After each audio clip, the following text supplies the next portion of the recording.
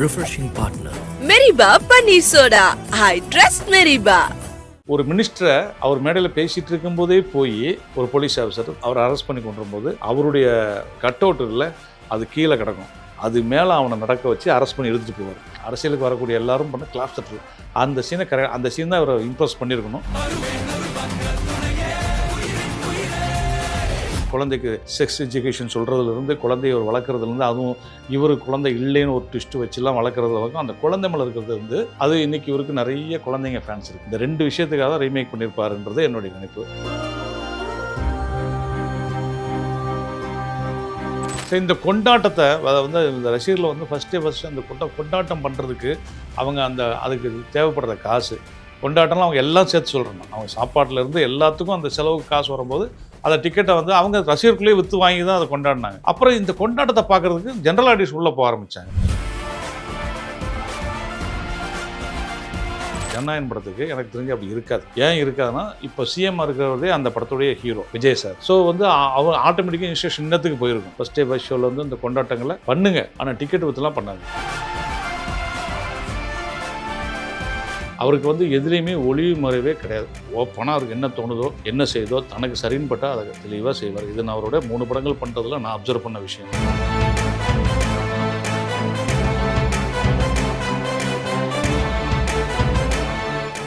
இப்போ வந்து அந்த தெலுங்கில் வந்த ஒரு படத்துடைய ரீமேக் தான் ஜனநாயகன். அஃபீஷியல் ரீமேக் இல்லை அப்படின்ற மாதிரி பல விதமாக கருத்துக்கள் போயிருந்தாலும் லீக் ஆனதுக்கப்புறம் இல்லைங்கல்ல அது வந்து அந்த படம் தான் அப்படின்னு எல்லாருமே அதை பேசக்கூடிய சூழல் இருந்தால் கூட நான் சொல்கிறேன், நான் அந்த படம் பார்த்தேன், 2 தடவை பார்த்துட்டேன் தெலுங்கு படத்தை. ஓகே, இப்போ இந்த படம் பார்க்கும்போது எனக்கு ஃப்ரெஷ்ஷாக தான் சார் இருக்கும். நீங்கள் வந்து இந்த படம் இதோட ரீமேக்காக இருக்கிற பேச்சு வந்ததுக்கப்புறமா பார்த்தீங்களா, அதுக்கு முன்னாடியே பார்த்துட்டீங்க? முதல்ல படத்தை பார்த்துட்டேன். அதுக்கப்புறம் இது ரீமேக்குன்னு நியூஸ் வந்ததுக்கப்புறம் இன்னொரு முறை மறுபடியும் வந்து அந்த ஹீரோ பிளேஸ்மெண்ட்டில் நான் விஜய் சாரை ஃபிக்ஸ் பண்ணிவிட்டு அந்த இமேஜினேஷனோட அந்த படத்தை மறுபடியும் பார்த்து முடிச்சதுக்கப்புறமா லீக் ஆனதுக்கப்புறம் எனக்கு ஒரு விஷயம் கேள்விப்பட்டதால் மறுபடியும் அந்த படத்தை ஒரு தடவை பார்த்தேன். அப்போ பார்க்கும்போது என்னென்னா குறிப்பிட்ட போர்ஷன் ரன் பண்ணின்னு பார்த்தேன். ஏன்னா அதில் வந்து ஒரு முக்கியமான சீன் இருக்குது. அந்த சீன் தான் விஜய் சார் அந்த படத்தை தமிழில் ரீமேக் பண்ணணும் தூண்டியிருக்குன்றது என்னுடைய, நான் ஃபஸ்ட் டைம் பார்க்கும்போதே அதை ரீமேக்குன்னு தெரிஞ்சு பார்க்கும்போதே கெஸ் பண்ணது. என்னென்னா, ஒரு மினிஸ்டரை அவர் மேடையில் பேசிகிட்டு இருக்கும்போதே போய் ஒரு போலீஸ் ஆஃபீஸர் அவரை அரெஸ்ட் பண்ணி கொண்டு வரும்போது அவருடைய இது கட் அவுட் இல்லை, அது கீழே கிடக்கும். அது மேலே அவனை நடக்க வச்சு அரெஸ்ட் பண்ணி எடுத்துகிட்டு போவார். போலீஸ் ஆஃபீஸராக ஒரு சீன் இருக்குது. அது பயங்கர மாஸ் சீன். அந்த சீனு பார்த்தோன்னே ஓகே, அரசியலுக்கான சீன் இது. அரசியலுக்கு வரக்கூடிய எல்லாரும் பண்ண கிளாஸ் தட்டுது. அந்த சீன் தான் அவரை இம்ப்ரெஸ் பண்ணியிருக்கணும். இன்னொரு விஷயம்னா, அந்த குழந்தைக்கு செக்ஸ் எஜுகேஷன் சொல்கிறதுலேருந்து குழந்தைய ஒரு வளர்க்குறதுலேருந்து, அதுவும் இவர் குழந்தை இல்லைன்னு ஒரு ட்விஸ்ட்டு வச்சுலாம் வளர்க்குறது வரைக்கும் அந்த குழந்தை மேலே இருக்கிறது வந்து அது இன்றைக்கி இவருக்கு நிறைய குழந்தைங்க ஃபேன்ஸ் இருக்குது. இந்த 2 விஷயத்துக்காக தான் ரீமேக் பண்ணியிருப்பாருன்றது என்னுடைய நினைப்பு. அந்த ரசிகர்கள், அதாவது இந்த ஃபர்ஸ்ட் ஷோ பார்க்கறதுக்குன்னு வர அந்த ரசிகர்கள் இதுக்கு நான் வந்து எக்ஸ்ட்ராவா காசு கொடுக்க தயார், நான் கொடுத்தேன் அப்படின்னா அதை வச்சு நீ பாலாபிஷேகம் என்னால டைரக்டா பண்ண முடியாது, செலவு நீ பாத்துக்கின்ற அந்த ஒரு அண்டர்ஸ்டாண்டிங் இருந்த மாதிரி தான் ஆரம்பத்துல இருந்துச்சு. பட் அதுக்கப்புறம் ஜென்ரல் ஆடியன்ஸ் கூட 2வது நாள் பாக்குறவங்க 3வது நாள் பாக்குறவங்க எல்லாம் கூட எனக்கும் அந்த ஃபர்ஸ்ட் டே ஃபர்ஸ்ட் ஷோ போயே ஆகணும்னு சொல்லி உள்ள வரும்போது தான் அவங்க வந்து இதை அக்செப்ட் பண்ணிக்கல. நான் ஏன் எக்ஸ்ட்ராவா காசு கொடுக்கணும் அப்படின்னு அங்கதான் இந்த கிளாஷ் வரதை நம்ம பார்க்க முடிஞ்சது இல்லையா? ஸோ இந்த கொண்டாட்டத்தை வந்து இந்த ரசிகர்களை வந்து ஃபர்ஸ்ட் அந்த கொண்டாட்டம் பண்ணுறதுக்கு அவங்க அதுக்கு தேவைப்படுற காசு கொண்டாட்டம்லாம் அவங்க எல்லாம் சேர்த்து சொல்கிறாங்க. அவங்க சாப்பாட்டிலேருந்து எல்லாத்துக்கும் அந்த செலவுக்கு காசு வரும்போது அந்த டிக்கெட்டை வந்து அவங்க ரசிகர்களுக்குள்ளேயே விற்று வாங்கி தான் அதை கொண்டாடினாங்க. அப்புறம் இந்த கொண்டாட்டத்தை பார்க்குறதுக்கு ஜென்ரல் ஆடியன்ஸ் உள்ளே போக ஆரம்பித்தாங்க. போகும்போது அவங்களுக்கு ப்ராக்டிக்கலாக தெரிஞ்சது, ஓஹோ இதெல்லாம் பண்ணுமா. ஒன்றும் இல்லை சார், இப்போ வந்து சாதாரணமாக எந்த எலெக்ஷன் எடுத்துக்கோங்க, அது வந்து ஒரு உள்ளாட்சி தேர்தலாக இருக்கட்டும், இல்லைன்னா பெரிய எம்எல்ஏ எலெக்ஷன் ஆகட்டும், இல்லை ஒரு சாதாரண சங்கங்கள் எலெக்ஷன் ஆகட்டுமே, அங்கே நிற்கும்போது ஒரு எலெக்ஷன் நிற்கிறவங்க வேட்பாளர் நிற்கும்போது அங்கே எலெக்ஷனுக்குன்னு ஒரு பூத்தோ இல்லை ஒரு ஆஃபீஸோ போடுவாங்க. அதுக்கு செலவாகும். அப்புறம் வந்துட்டு போகிற தொண்டர்களுக்கு சாப்பாடு, இதெல்லாம் யார் கொடுப்பாங்கன்னு நினைக்கிறீங்க? அந்த வேட்பாளர் தான் செலவு பண்ணணும். இல்லைன்னா மொத்தமாக ஒரு 4-5 வேட்பாளர்கிட்ட, அதாவது இந்த சங்கங்கள் யூனியன் இங்கே நிற்கிறவங்கள்ட்ட வந்து எல்லா வேட்பாளர்ட்டையும் அவங்கவுங்க என்னென்ன போஸ்ட்டுக்கு தக்கன காசை கலெக்ட் பண்ணி காமன் ஃபண்டாக வச்சு அதை வச்சா பேம்ப்ளெட் போடுறது, அதை வச்சு தான் எக்ஸ்பென்சஸ் ப்ரிப்பேர் பண்ணுறது, அப்புறம் எலெக்ஷனுக்கு வேலை பார்க்குறவங்களுக்கு சாப்பாடு கொடுக்கணும், வந்துட்டு போகிற வண்டி கன்வீனியன்ஸ் கொடுக்கணும், அதெல்லாம் அதே தான் இந்த ரசிக மன்றம் பண்ணிகிட்டு இருந்ததே தவிர அதில் லாபம் சம்பாதிக்கின்ற நோக்கம் கிடையாது. ஆனால் இப்போது ஜனநாயகன் படத்துக்கு எனக்கு தெரிஞ்சு அப்படி இருக்காது. ஏன் இருக்காதுன்னா, இப்போ சிஎம் இருக்கிறதே அந்த படத்துடைய ஹீரோ விஜய் சார். ஸோ வந்து அவர் ஆட்டோமேட்டிக்காக இன்ஸ்டேஷன் இன்னத்துக்கு போயிருக்கும். ஃபர்ஸ்ட் டே ஃபர்ஸ்ட் ஷோவில் வந்து இந்த கொண்டாட்டங்களை பண்ணுங்க, ஆனால் டிக்கெட் விற்றுலாம் பண்ணாதீங்க, அது வந்து நல்லா இருக்காது. ஸோ டிக்கெட்டு கவுண்டரில் அந்த டிக்கெட் தான் விற்கணும் அப்படின்னு சொல்லி விற்பாங்க. அதுக்கு மேலே டிக்கெட் வந்து ஏற்றுனாங்கன்னா தியேட்டருக்காரங்களாக தான் இருக்குமே தவிர ரசிகர்களாக இருக்காது, இந்த படத்தை பொறுத்த வரைக்கும், இந்த ரிலீஸை பொறுத்த வரைக்கும். சார் இப்போ விஜய் சார் அவர்களுடைய இந்த படம் அப்படின்றத தாண்டி நீங்க ஒரு பிக் ஃபில்ம்னு நீங்க பாத்தீங்க அப்படின்னா ரஜினி சார் படம் அப்படின்ற மாதிரி ஆயிடுச்சு. இவங்க 2 பேரை தாண்டி அஜித் சார் வந்துட்டு அவருடைய படங்களுக்கு அந்த ப்ரொமோஷன்ல இருந்து ஆரம்பிச்சு ஆடியோ லான்ச் அந்த மாதிரிலாம் எதுவும் வரதே கிடையாது. இந்த வராங்க ஆடியோ லான்ச்ல ஒரு ஆக்டர் பேசுறாரு, ஒரு பில்டப் கிரியேட் ஆகுது, அதுல இருந்து ரிலீஸ் வரைக்கும் அது அப்படியே மூவ் ஆகுது அந்த ஆக்டருடைய ஆடியோ லான்ச் ஸ்பீச்சை வச்சுங்கிற மாதிரி போறது அப்படின்னா 2 பேர் தான். அது வந்து ரஜினி சார், விஜய் சார். மற்றவங்க நிறைய பேர் ஆடியோ லான்ச்ல பேசுறாங்க, பட் அவங்களுக்கு இவங்க 2 பேர் அளவுக்கு ஒரு பெரிய ஓப்பனிங்லாம் கிடையாது நம்ம தமிழ்நாட்டில். ஸோ இப்போ இவர் போயிட்டாரு படத்துலேருந்து சினிமாலேருந்து அப்படின்னா அதோட கலெக்ஷன், அதோட பிஸ்னஸ், இதை நம்பி வாழக்கூடியவங்க, இதெல்லாம் மக்களுக்கு ஜாஸ்தியான பேருக்கு புரிய வாய்ப்பு இல்லை. நீங்கள் அந்த துறையிலே இருக்கிறனால கேட்குறேன். அப்போ ஒரு வருஷத்துக்கு ஒரு படமோ 2 படமோ விஜய் சாரோட படம் அது ஒரு 300 கோடி 500 கோடி லாபம் பார்க்குது, ஒரு வசூல் பண்ணுது அப்படிங்கிறதெல்லாம் வந்து இல்லை. அப்படிங்கும்போது அது எப்படி சார் இண்டஸ்ட்ரியை பாதிக்கும்? கண்டிப்பாக டெஃபினட்டாக வந்து அது வந்து ஒரு பாதிப்பு இருக்க தான் செய்யும். பட் அந்த பாதிப்பு எனக்கு தெரிஞ்ச வரைக்கும் ரொம்ப நாள் இருக்க வாய்ப்பு இல்லை. அது அப்படியே மறைஞ்சு அந்த இடத்த ரீப்ளேஸ் பண்ணுறதுக்கு ஒரு ஹீரோ வந்துடுவாங்க. விஜய் சாருக்கான இடம் அப்படியே இருக்கும், ஆனால் அதை ரீப்ளேஸ் அந்த நீங்கள் அந்த சினிமா தொழிலில் நம்பர்ஸை ரீப்ளேஸ் பண்ண ஒரு ஆள் வந்துடுவாங்க, இன்னொரு ஆள் வந்துடுவாங்க, இல்லை இன்னொரு படம் வந்துடும், இல்லை இன்னொரு ஹீரோ அந்த அதுக்கு அடுத்து இருக்கிறவர் வந்துடுவாங்க. அதாவது வந்து நீங்கள் பார்த்தீங்கன்னா எம்ஜிஆர் சிவாஜின்னு இருந்தது, அப்புறம் ரஜினி கமல்னு மாறிச்சு, அப்புறம் அஜித் விஜயன் மாறிச்சு, இடையில வந்து சிம்பு தனுஷும் அப்படின்னு பேசிட்டு இருந்தாங்க. ஸோ எல்லா காலகட்டத்துலையுமே வந்துட்டு இந்த சினிமாவில் வந்து ரீப்ளேஸ்மெண்ட் ஆட்டோமேட்டிக்காக வந்துடும். ஸோ இது வந்து ஒரு விஜய் சார் அப்படின்ற ஒரு பெரிய மாஸ் ஹீரோ, அவருக்கான பிஸ்னஸ்ஸு, அதில் தேட்டருக்காரங்களுக்கான அந்த விஷயங்கள்லாம் ஃபீட் பண்ண விஷயம் வந்து கண்டிப்பாக அது அவங்களுக்கு அது லாஸ் தான். பட் அந்த இடத்த ரீப்ளேஸ் பண்ணுறதுக்கு இன்னொரு ஹீரோ வந்துடுவாங்க. அந்த ஹீரோ யார் என்னங்கிறது இன்னும் ஒரு 1 இயர் 1.5 இயர்ஸில் வந்து ரசிகர்கள் முடிவு பண்ணிடுவாங்க, இவர் தான் அந்த இடத்துக்கு ரீப்ளேஸ் அப்படின்னு. அது நம்ம கணிக்க முடியாது. அது வந்து எப்படின்னு கேட்டிங்கன்னா, ஏன் கணிக்க முடியாதுன்னு கேட்டிங்கன்னா, விஜய் சார் கேரியர்லேயே அதானே சார். விஜய் சார் கேரியர் எடுத்து பார்த்தீங்கன்னா, அவர் ஆரம்பத்தில் முதல் படம் ஆரம்பித்து அப்புறம் பூவே உனக்கா வரைக்கும் அவருக்கு ஒரு செட் ஆஃப் மார்க்கெட்.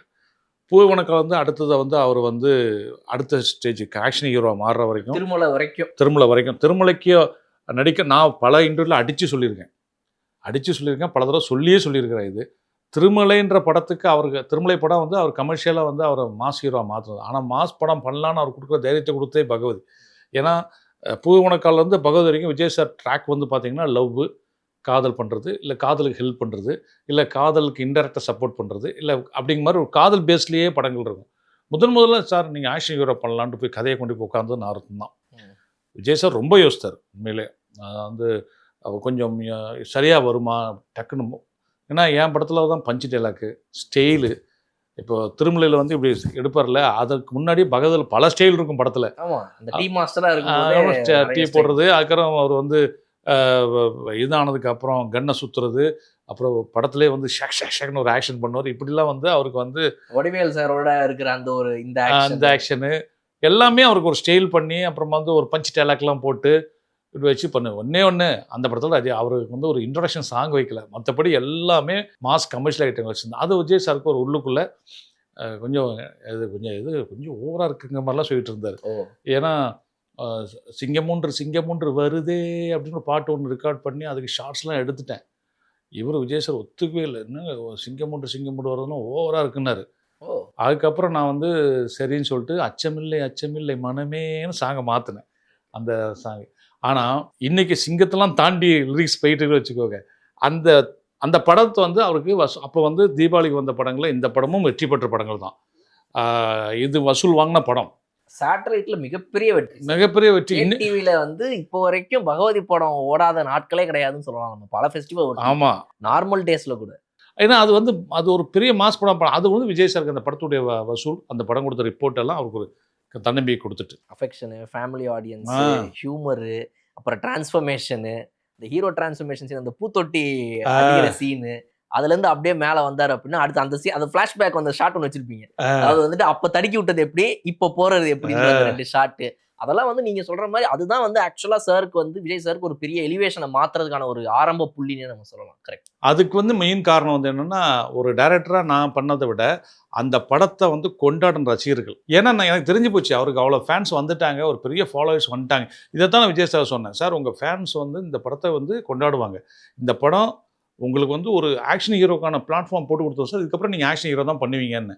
அதுக்கப்புறம் அது முடிஞ்ச உடனே ஆனால் நான் பண்ண ஒரு மிகப்பெரிய தப்பு என்ன, பகவதிக்கு அப்புறம் நான் ஒரு கதை ஆக்ஷன் கதை பண்ணலை.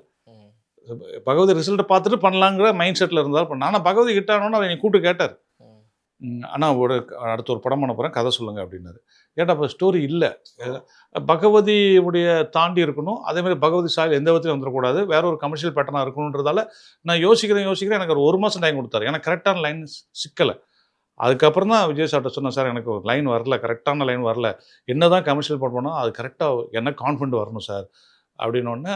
அதுக்கப்புறம் தான் அவர் திருமலையை கம்மிட் பண்ணார், அந்த திருமலை படத்தை. அந்த படமும் அவருக்கு நல்ல வெற்றிகரமாக படமாக இன்னும் சொல்லும், பகவதியோட அதுக்கு வசூல் ஜாஸ்தியாச்சு. அதுக்கப்புறம் பார்த்தேன் திருமலைக்கு அடுத்து வந்த படம் திருமலையோ ஜாஸ்தியாச்சு சார். அது வந்து விஜய் சாருடைய கிராஃபு பகவதி என்ன போச்சோ அதை விட திருமலை ஜாஸ்தி, திருமலையோட அடுத்த படம் ஜாஸ்தி, இப்படியே போய் கில்லி மிகப்பெரிய ஹிட் அடிச்சிட்டு அவர். அதுக்கப்புறம் விஜய் சார் வந்து ஒரு மாஸ் வளையத்துக்குள்ளே போயிட்டார்.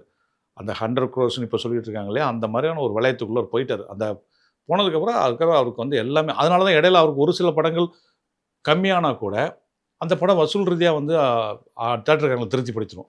முதல் 5 நாள் 6 நாள் ஒரு 1 வீக்கில் வசூல் பண்ணி இது படுத்திடும்.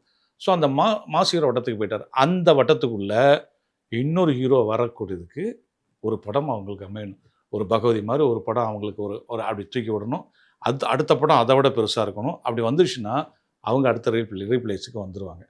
ஸோ ஆனால் ஒரு சினிமா எப்போவுமே தன்னை புதுப்பிச்சுக்கும், இல்லை இல்லாத இடத்த அதுவே நிரப்பிக்கும். இதுதான் நிஜம் அப்போ இருந்து. ஸோ இதுவும் நடக்கும். ஆனால் ஒரு ஆசை இருக்க தான் செய்யுது. விஜய் சார் வந்தால் இன்னும் ஸ்க்ரீனில் பார்க்க ரெடியாக தான் இருக்கிறாங்க ஆடியன்ஸு. நாங்களும் ஒரு என்னதான் அவர் சிஎம் ஆகிட்டார், அந்த நடிக்க முடியாதுன்னா கூட சரி இருந்ததுதான் இன்னும் ஒரு 50 படம் இருக்குமே, வேறு மாதிரி தலைவரை வேற ஒரு மாதிரி காட்டலாமே அப்படின்னு ஒரு இது இருக்கும். ஒரு டிசிப்ளின் ஆர்டிஸ்ட்டு, அது வசூல் நிறைய பண்ணி கொடுத்தாரு, தேட்டருக்காக வாழ வச்சார், அதெல்லாம் தாண்டி ஒரு டிசிப்ளின் அண்ட் டெடிக்கேட்டட் ஆர்டிஸ்ட் தான் அவர். அதில் வந்து நான் அவரோட 3 படம் பண்ணியிருக்கேன். 3 படம் பண்ணும்போதும் அவருடைய மார்க்கெட் ரேஞ்சு மாறிட்டே இருக்கு சார். இங்கே வந்து ஒரு படம் ஓடிட்டாலே இல்லை 2 படம் ஓடிட்டாலே தன்னை வச்சு படம் பண்ண இயக்குநர்களை மறுபடி மீட் பண்ணும்போது கூட ஆட்டிடியூட் காமிக்கிற உலகம் தான் சினிமா. அது மாற்ற முடியாது, அதை நம்ம மறுக்கவும் முடியாது. அந்த நிதர்சனத்தை நம்ம உணர்ந்துக்கவும் செய்யணும். அந்த இயக்குனர்கள் வந்து ஸ்டேஜ்லேயே நின்று, இல்லை அந்த ஹீரோ அந்த இயக்குனருக்கு வாய்ப்பு கொடுத்தவங்க ஸ்டேஜில் வந்து நின்று, எனக்கு சீக்கிரமாக ஒரு படம் நீங்கள் இப்போ மறுபடியும் பண்ணி தருவீங்கன்னு நினைக்கிறேன் அப்படின்னு கேட்கும்போது, கண்டிப்பாக சார் இருக்கிறதெல்லாம் முடிச்சுட்டு கொஞ்சம் வந்துடுறேன் அப்படின்னு சொல்கிற ஸ்டேஜில் தான் எனக்கு இருக்குது. அப்படி சொல்கிறதோடு இருக்குது. அதுக்கப்புறம் அது கூட்டு கொடுக்குறாங்களா இல்லை, என்னன்னா எந்த ஹீரோ அப்படி சொன்னாரோ, எந்த டேரக்டர் அப்படி சொன்னாரோ அந்த டேரக்டர் வேற ஹீரோ வச்சு உடனே ஹிட் கொடுத்து தான் வச்சுக்கோங்க. அவர் கேட்குற சம்பவம் கொடுத்து அவரே புக் பண்ணுற சூழல் தான் சினிமா. அது வந்து சினிமாவில் யாருக்கு நம்ம ஹீரோக்களை குறை சொல்கிறதும் கிடையாது. அது என்ன இப்படி பேசுகிறா, அது நிதர்சனம், அதுதான் உண்மை. ஏன்னா அந்த ஹீரோ தன்னுடைய மார்க்கெட்டை வளர்த்துட்டே போகணும்னு நினைப்பாப்புல. அப்போ அந்த நேரத்தில் ஹிட் கொடுத்த டைரக்டரோட தான் சேரணும்னு நினைப்பாப்புல. இதெல்லாம் வந்து வியாபார விஷயமான தன்னை நிலைநிறுத்திக்கான உத்திகள்னு எடுத்துக்கலாம். ஆனால் ஆட்டிடியூடில் பொறுத்த வரைக்கும் விஜய் சார் வந்து எப்போவுமே எந்த நேரத்துலையுமே அவர் ஒரே மாதிரி இருந்தால் நான் பார்த்துருக்கேன். எங்கேயா பார்த்தா என்னென்ன அப்படி இருக்கீங்கன்னா அப்படின்னு அந்த கேட்கக்கூடிய அந்த ஒரு விஷயம், அப்புறம் கவனிக்காமல் போயிட்டு கவனித்தா கூட நின்று அவங்களுக்கு ஒரு தனியாக ஒரு கவனம் செலுத்துறது, அது தேவையில்லை. அது வந்து அவருக்கு தேவையில்லை. கவனிக்கலை அப்படியே போயிருந்தோட பரவாயில்ல, படிப்பாக பார்க்கும்போது கூட ஹாய் அப்படி கூட போகலாம். ஆனால் நின்று ஒரு இது ரெஸ்பான்ஸ் பண்ணிட்டு போவார். தன்னோட பழகின, தன் கூட பேசின, தனக்கு நெருக்கமான நண்பர்களுக்கு ரெஸ்பான்ஸ் கொடுக்குறதுங்கிறது அவருடைய இயல்பு. அது அவர் பண்ணிக்கிறது இல்லை, அதோடைய இயல்பு. நேச்சுரலுமே பண்ணுறதில்ல, அது இயல்பு. அவருடைய சிம்பிளிசிட்டியும் அவருடைய இயல்பு. இது இப்படி பண்ணணும் அப்படி பண்ண மாட்டார் சார். அவருக்கு வந்து எதுலேயுமே ஒளிவு மறைவே கிடையாது. ஓப்பனாக அவருக்கு என்ன தோணுதோ என்ன செய்தோ தனக்கு சரின்னு பட்டால் அதை தெளிவாக செய்வார். இது நான் அவரோட 3 படங்கள் பண்ணுறதுல நான் அப்சர்வ் பண்ண விஷயம். உதாரணத்துக்கு உடனே வந்து விஜய்க்கு சொம்பு தூக்குறான் இவன் அப்படிலாம் கிடையாது. ஏன்னா நானே விஜய் சாரை பார்க்கறது கிடையாது. கடைசியாக இப்போ பார்த்தீங்க சார், ரொம்ப நாள் இருக்கும் சார். அது கரெக்டாக டைம் இயர்லாம் சொல்ல முடியாது. எப்படி மினிமம் ஒரு இயர்ஸாக கணக்கு பண்ணுறதா ஒரு 8-9 வருஷம் இருக்கும் அவரை நான் பார்த்தேன். அதை நான் பார்த்துன்னு சொல்கிறது எப்படி, பப்ளிக் மேடைகள்லையோ இல்லை ஒரு ஸ்டேஜ்லேயோ ஒரு ஆடியோ ஃபங்க்ஷன்லையோ அந்த மாதிரி பார்த்து நேரில் பார்த்து காமன் பிளேஸ் ஷேர் பண்ணி நீங்களுக்கு போகிற அதே நிகழ்ச்சிக்கு அவர் வந்து அப்படி வந்து கடைசியாக எனக்கு தெரிஞ்ச வரைக்கும் இந்த நடிகர் சங்கம் சார்பாக ஒரு ஃபங்க்ஷன் பண்ணாங்க. அந்த ஃபங்க்ஷனில் நான் அவரை ஸ்டேஜில் பார்த்ததுன்னு நினைக்கிறேன். அதுக்கப்புறம் பார்க்கல. இப்போ அவர் சிஎம் ஆகிட்டார். இப்பவும் நான் அவரை போய் நான் பார்த்து ஒரு சவுளை போட்டு பேசி வைக்கவும் இல்லை, அதற்கான சந்தர்ப்பமும் அமையலைன்னு வச்சுக்கோங்க. ஆனால் அதற்காக நான் வந்து விஜய் சாருடைய நல்ல குணங்கள், அவர்கிட்ட இருக்கக்கூடிய நல்ல விஷயங்களை நான் வந்து சொல்லாமலும் இருக்க போகிறது இல்லை. அதை நான் எல்லா இடத்தையும் சொல்லத்தான் செய்வேன். ஏன்னா அது உண்மை. நான் எதுக்கு உண்மையை மறைச்சி சொல்லணும்? நான் வந்து என்ன சொல்கிறது, அப்படியே விஜய் புகழ்ந்து அவர்கிட்ட வந்து நாளைக்கு நமக்கு அது வந்துடும் இது வந்துடும்ன்ற எண்ணமும் கிடையாது. ஒரு மாண்புமிகு முதலமைச்சராக இருக்கார், அவருக்கு நம்ம இப்படிலாம் சொன்னால் நமக்கு அதுவும் கிடையாது. ஆனால் விஜய் சாருடைய நேச்சர், அவருடைய நல்ல குணங்கள், அவருடைய நல்ல விதங்களை சொல்லித்தானே ஆகணும். அது நான் வந்து எனக்கு அவர்கிட்ட வந்து எந்த பெனிஃபிட்டும் கிடைக்காட்டாலும் அவரை நான் இன்னும் 10 வருஷம் சந்திக்காமல் வந்தால் கூட நான் சொல்லிட்டு தரேன். ஏன்னா அவர் உண்மையிலேயே ஒரு ஒரு மிகச்சிறந்த மனிதர் சார். நான் அடிக்கடி சொல்லுவேன், எல்லா மனுஷனுக்கும் கோவம் வரும். எல்லா மனுஷருக்குள்ளேயும் எல்லா ப்ளஸ் இருக்குது, எல்லா மைனஸ் இருக்குது. ஆனால் எவ்வளோ ப்ளஸ் இருக்கிறது தான் ஒரு மனுஷனுடைய தரத்தை நிர்ணயிக்கிறது. அப்படி பார்க்கும்போது இவர்கிட்ட பல நல்ல குணங்களை நான் வந்து பார்த்துருக்குறேன். இப்போ கூட ரீசெண்டாக ஒரு காரில் போகும்போது கான்வாய் போய் நிப்பாட்டி மனுக்கள் வாங்கினார, அது வந்து வீடியோ எடுக்கிறதுக்கெல்லாம் பண்ணல.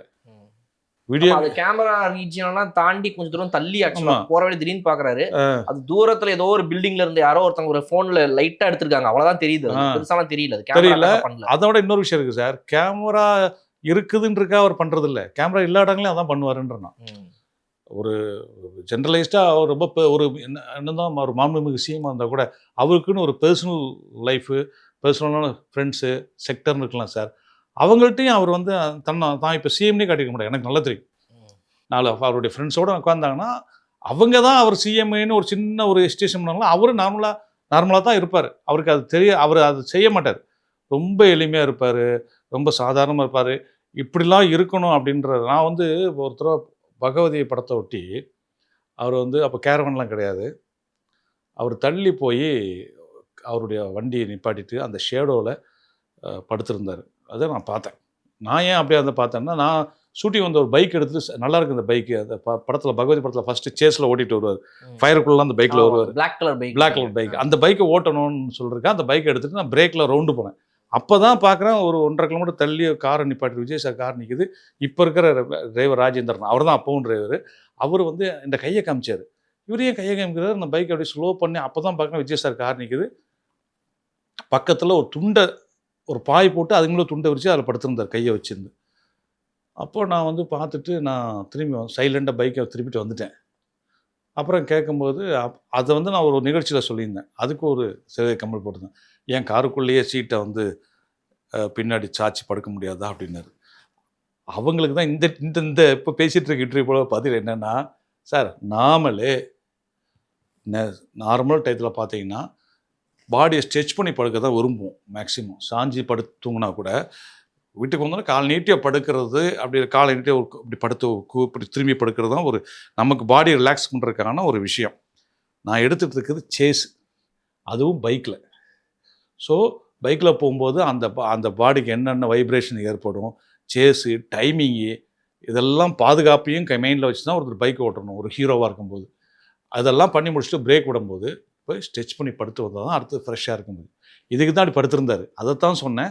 அவர் நினச்சிருந்தாலும் ஒரு டேரக்டர்ட்டையோ இல்லை ப்ரொடியூசர்ட்டையோ இன்னொரு டைம் கொடுங்க, நான் ஹோட்டலுக்கு போய் அங்கேருந்து ஹோட்டல் வந்து எனக்கு ஒரு 45 மினிட்ஸ் இல்லை 1 ஹவர் போயிடுறேன், ரெஸ்ட் எடுத்து வரேன், 2 ஹவர்ஸ் கழித்து வரேன்னா, அன்னைக்கு இருந்த விஜய் சாருடைய பிஸ்னஸுக்கும் அன்னைக்கு இருந்த அவருடைய ஹீரோ வேல்யூக்கும் நாங்கள் சரின்னு தான் சொல்லியிருக்கோம். 2 ஹவர்ஸ் வேறு ஷாட் எடுத்துகிட்டு வந்ததுக்கப்புறம். ஆனால் அந்த 1 ஹவர் பிரேக்குள்ளே இந்த ரெஸ்ட் எடுத்து வந்து நடித்தார்.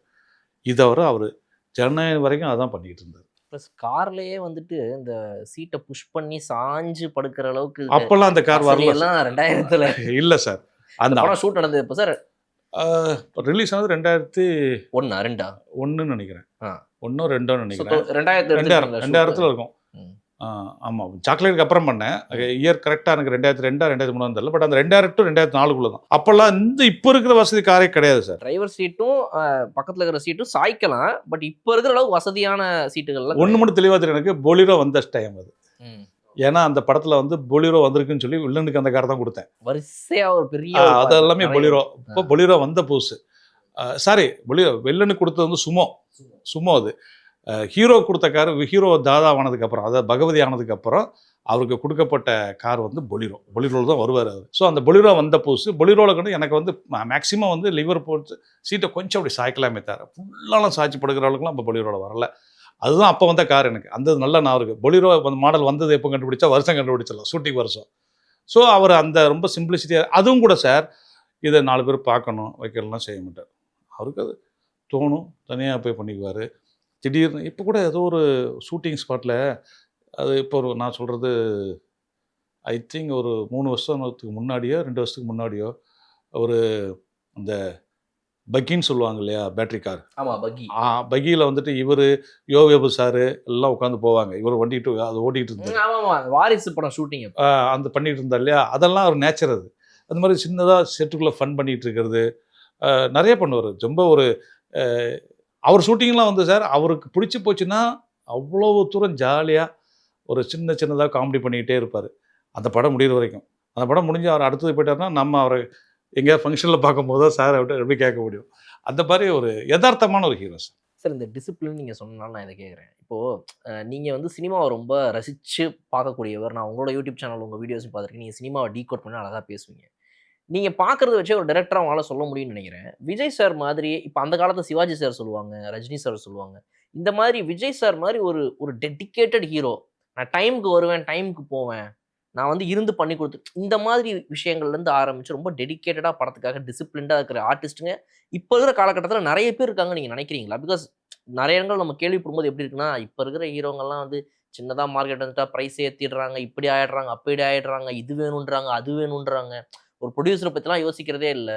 ஒரு 3 படத்துலேயே அவங்க மார்க்கெட் எங்கேயோ போயிடுது அப்படிலாம் எதிர்பார்க்குறாங்க. பட் அந்த ப்ரொடியூசரை புரிஞ்சுக்கிட்டு எல்லாருக்கும் ஏற்ற மாதிரி அனுசரித்து இன்னொரு 10-15 படம் போகட்டும், அப்புறம் நம்ம இந்த பந்தா லைஃபுக்குலாம் அப்புறம் போய்க்கலாம் அப்படின்னு நினைக்கிற மாதிரி ஒரு சூழ்நிலை சினிமாவில் ஹீரோக்களுக்கு இப்போ இருக்குதா? இருக்கிறாங்களா அத்தனை அப்படி அவ்வளோ ஹீரோக்கள்? விஜய் சாருடைய டெடிகேஷன் வந்து இன்றைக்கி இருக்கிற ஆர்டிஸ்ட்டுக்கு இருக்குதா அப்படின்னு நான் விஜய் சாரோட கம்பேர் பண்ண முடியாது. ஏன்னு கேட்டிங்கன்னா இன்றைக்கி இருக்கிற ஆர்டிஸ்ட்டுக்கும் அந்த டெடிகேஷன் இருக்க தான் செய்யுது.